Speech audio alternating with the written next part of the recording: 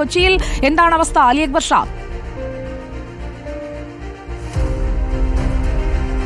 സുജയ ഈ പറഞ്ഞതുപോലെ തന്നെയാണ് സംസ്ഥാന വ്യാപകമായി ഇത്തരത്തിൽ ഡി അഡിക്ഷൻ സെന്ററുകളിൽ ആളുകൾ കുമിഞ്ഞുകൂടുന്ന ഒരു സാഹചര്യം. അത് കൊച്ചിയിലും സമാനമാണ്. കളമശ്ശേരിയിലാണ് കൊച്ചിയിൽ സർക്കാരിന്റെ നിയന്ത്രണത്തിലുള്ള ഡി അഡിക്ഷൻ സെന്റർ പ്രവർത്തിക്കുന്നത്. ഇവിടെയും ഈ പറഞ്ഞതുപോലെ 18 വയസ്സിൽ താഴെയുള്ള കുട്ടികൾ ഉൾപ്പെടെ നിരവധിയായി ഇപ്പോൾ കഴിഞ്ഞ കാലങ്ങളിലേതിന് വിപരീതമായി വലിയ അളവിൽ ആളുകൾ ഇവിടേക്ക് എത്തുന്നു, ഡി അഡിക്ഷൻ സെന്ററിലേക്ക് എത്തുന്നു എന്ന് തന്നെയാണ് ഇവിടെ നിന്നും വ്യക്തമാകുന്നത്. അതിൽ ഏറ്റവും പ്രധാനപ്പെട്ട കാര്യം, നേരത്തെ ഇതിന്റെ കണക്കുകൾ പരിശോധിച്ചാൽ അതിൽ ആൺകുട്ടികളായിരുന്നു കൂടുതൽ ഇത്തരത്തിൽ ലഹരി ഉപയോഗിക്കുന്നതിന്റെ ഭാഗമായി ഡി അഡിക്ഷൻ സെന്ററുകളിലേക്ക് എത്തിയിരുന്നത്. പക്ഷേ ഇപ്പോൾ അതിലൊരു വ്യത്യാസം വന്നിരിക്കുന്നത്, ഒരു ബാലൻസ്ഡ് ആയ ലെവലിലേക്ക് എത്തിയിരിക്കുന്നു എന്നാണ് ഉദ്യോഗസ്ഥർ സൂചിപ്പിക്കുന്നത്. അതായത് പെൺകുട്ടികളും ഈ ആൺകുട്ടികൾ ഉപയോഗിക്കുന്നതിന് സമാനമായ നിലയിൽ തന്നെ ലഹരി ഉപയോഗത്തിലേക്ക് എത്തിയിരിക്കുന്നു. ഇതുമായി ബന്ധപ്പെട്ട് വളരെ മോശപ്പെട്ട അവസ്ഥയിൽ ലഹരി ഉപയോഗത്തിനുമായി ബന്ധപ്പെട്ട് ഈ കുട്ടികളെ ഇവിടേക്ക് കൊണ്ടുവരുന്ന സാഹചര്യം ഉണ്ടാകുന്നു. അത്തരത്തിൽ പ്രായപൂർത്തിയാകാത്തവരും ആയവരും ഉൾപ്പെടെ വലിയ രീതിയിൽ വലിയ ആളുകളുടെ എണ്ണത്തിലുള്ള വർധനവ് തന്നെയാണ് കൊച്ചിയിൽ നിന്നും ഈ ഡി അഡിക്ഷൻ സെന്ററിൽ നിന്നും സൂചിപ്പിക്കാനുള്ളത്. കഴിഞ്ഞ ഈ കൊച്ചിയിൽ നിന്നും പിടികൂടുന്ന ലഹരികളും ഇതുമായി ബന്ധപ്പെട്ട് പിടിയിലാകുന്നവരുടെ പ്രായവും ഒക്കെ നമുക്ക് വ്യക്തമാണ്. നിരന്തരം നമ്മൾ വാർത്തകൾ കൊടുത്തുകൊണ്ടിരിക്കുന്നതാണ്. അതുകൊണ്ട് തന്നെ ആ രീതിയിലുള്ള ഒരു വർധനവ്, കുട്ടികളിൽ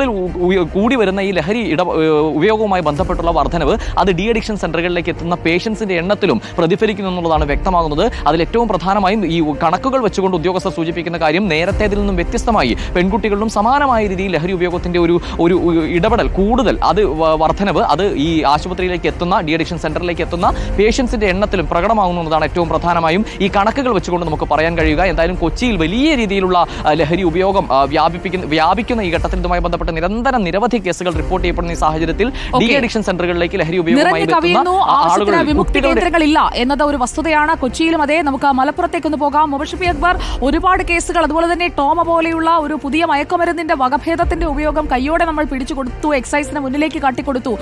മലപ്പുറത്ത്, അതോടൊപ്പം തന്നെ മലബാറിൽ വിമുക്തി കേന്ദ്രങ്ങളുടെ ഒരു അവസ്ഥ എന്താണ്? ആളുകൾ വിമുക്തി കേന്ദ്രങ്ങളിലേക്ക് പോകുന്നുണ്ടോ? ഈ മയക്കുമരുന്നിന്റെ പിടിയിൽ നിന്ന് ഉള്ള ഒരു മോചനം, അത് ഈ ഡി ഹണ്ടിന്റെ ഓപ്പറേഷനൊപ്പം തന്നെ നടക്കുന്നുണ്ടോ?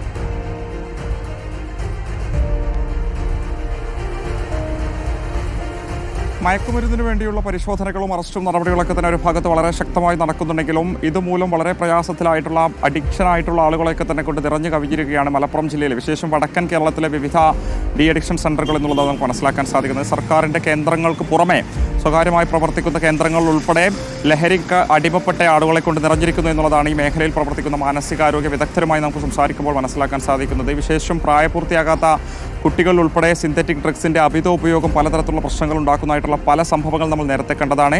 അതിൽ നിന്നും പുറത്തു വരാൻ കഴിയാത്തൊരു സാഹചര്യത്തിൽ മാതാപിതാക്കൾ നിസ്സഹായരായ ഒരു കുട്ടികളെയൊക്കെ തന്നെ ഇത്തരത്തിലുള്ള ഡി അഡിക്ഷൻ സെന്ററിലേക്ക് കൊണ്ടുവരുന്ന ഒരു സാഹചര്യമുണ്ട് എന്നുള്ളതാണ്. നേരത്തെ ഇക്കാര്യത്തിൽ തിരൂരിലെ ഒരു മാനസികാരോഗ്യ വിദഗ്ധരുമായി സംസാരിച്ച ഘട്ടത്തിൽ പല ആളുകളുടെ അനുഭവം അദ്ദേഹം നമ്മളുമായിട്ട് പങ്കുവച്ചിരുന്നു. സർക്കാർ ആശുപത്രികളിലും താങ്ങാവുന്നതിലും അപ്പുറം രോഗികൾ ജില്ലയിലെ തന്നെ വിവിധ ഡി അഡിക്ഷൻ സെന്ററുകളിൽ ഉണ്ട് എന്നുള്ളതാണ് നിലവിൽ അദ്ദേഹം വ്യക്തമാക്കുന്നത്. ഇരകളായി മാറുന്നവരിൽ ചെറിയ കുട്ടികൾ, അതായത് 13, 12, 11 വയസ്സുള്ള കുട്ടികൾ ഉൾപ്പെടെയുണ്ട് എന്നുള്ളതാണ്. പലതരത്തിലുള്ള സംഭവങ്ങൾ ചൂണ്ടിക്കാണിച്ചുകൊണ്ടാണ് ഇതിൻ്റെ ഒരു ഭവിഷ്യത്തിനെ കുറിച്ച് അദ്ദേഹം നമ്മോട് സംസാരിച്ചിരുന്നത്. 10 വയസ്സ് മുതൽ തന്നെ ലഹരിക്ക് അടിമകളാകുന്ന കേസുകളുണ്ട്. അത്തരത്തിലുള്ള കേസുകളിൽപ്പെട്ട ആളുകൾ നമ്മുടെ ഡി അഡിക്ഷൻ സെന്ററിലേക്ക് എത്തിയിട്ടുണ്ടെന്നാണ് അദ്ദേഹം വ്യക്തമാക്കുന്നത്. ഇതിൽ താമരശ്ശേരിയിൽ ഒരു കേസ് ചൂണ്ടിക്കാണിക്കുമ്പോൾ ഒരു വീട്ടമ്മയെ ലഹരിക്ക് അടിമയാക്കിയത് ജ്യൂസിൽ MDMA കലർത്തി നൽകിയാണെന്നുള്ളതാണ്. ആ ജ്യൂസ് കുടിച്ചതിന് ശേഷം MDMAക്ക് അടിമപ്പെടുകയും പിന്നീട് പലതരത്തിലുള്ള ആരോഗ്യ പ്രശ്നങ്ങളുണ്ടായി. അതിൽ നിന്നും പുറത്തു വരാൻ സാധിക്കാത്ത ഡി അഡിക്ഷൻ സെന്ററിലേക്ക് മാറ്റിയൊരു സാഹചര്യം അവരുടെ വിഷയത്തിലുണ്ട് എന്നുള്ളതാണ്.